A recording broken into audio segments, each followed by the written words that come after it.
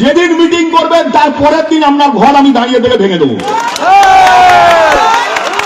আমি 2021-এ দিদি আমাকে বারণ করেছিলেন বলে আমি ছেড়ে দিয়েছিলাম। 2026-এ দিদি ক্ষমা করবেন, আমি আপনার কথাও শুনবো না।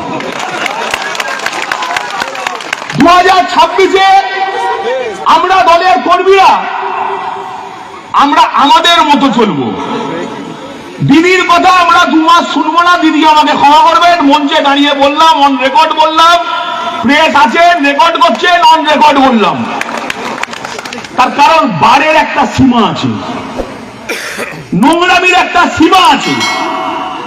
চোর ছ্যাচোররা বিজেপি করবে, চুল্লু ব্যবসায়ীরা বিজেপি করবে, তাকে ব্যবসাও করতে দেবো না। আর চুরি ছিনতাই তো দূরের কথা, জ্যান্ত এই মাটিতে কবর দেবো, মাইক ধরে বলে গেলাম।